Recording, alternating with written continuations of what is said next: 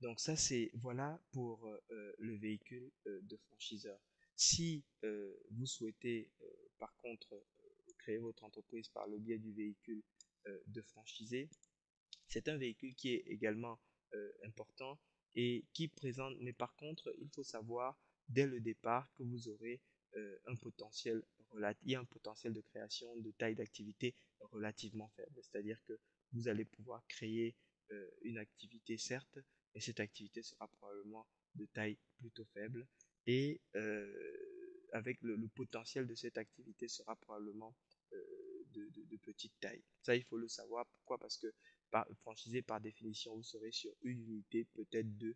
Euh, c'est des unités en général de petite taille. Donc voilà, c'est des choses pas très importantes. Ensuite, si vous devenez multi-franchisé où vous avez plusieurs enseignes, vous avez une dizaine, parce que je connais aussi des franchisés qui ont une dizaine de points de vente, etc. Ça, c'est autre chose. Évidemment, on n'est plus dans les mêmes proportions, mais à ce moment, c'est quelqu'un qui a dupliqué 10 fois des activités de petite taille et qui finalement permet de créer une activité d'une certaine surface. Mais à la base, l'activité de franchisé propre, le véhicule de franchisé propre, est un véhicule euh, qui génère des affaires de petite taille. Ça, il faut le savoir. Alors, quels sont les avantages par contre si vous avez bien fait votre travail de recherche? Et ça, ce n'est pas un vain mot, c'est véritablement un travail important. Si vous avez bien fait votre travail de recherche, eh bien, vous avez un système éprouvé et euh, le système en question vous permet d'éviter tout un tas d'erreurs auxquelles s'expose l'entrepreneur indépendant, par exemple.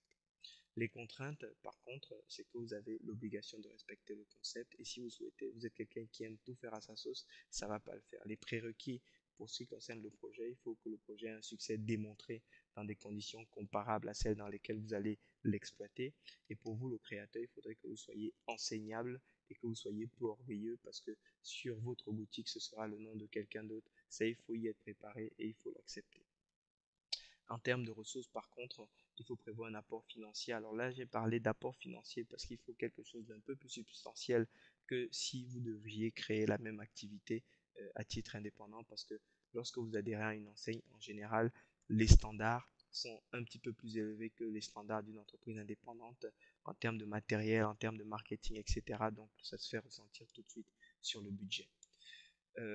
En ce qui concerne les faits, ce sur quoi j'attire votre attention ici, c'est la qualité du choix de votre opportunité, le professionnalisme que vous allez mettre dans le choix de votre opportunité, c'est extrêmement important. Pourquoi? Parce que le taux de réussite, 42% des candidats se trompent dans le choix de leur enseigne. Pour moi, même si ce n'est pas systématiquement un échec financier, c'est quand même un échec dans le projet et c'est surtout un échec parce que vous avez mis de l'argent pour réussir et si il ne s'agit pas de l'entreprise dont vous aviez rêvé, c'est un échec. Donc le taux de réussite, il est d'à peu près 50%. Les études disent 42% des Français qui se trompent, donc ça, on est à peu près là-dedans. Et donc la rémunération moyenne des candidats franchisés, puisque c'est des affaires de petite taille, n'excède pas 2500 euros par mois. En général, on est même plutôt entre 1500 et 2000 euros qu'au-delà. Évidemment, si vous êtes franchisé McDo ou franchisé Quick, c'est beaucoup plus important.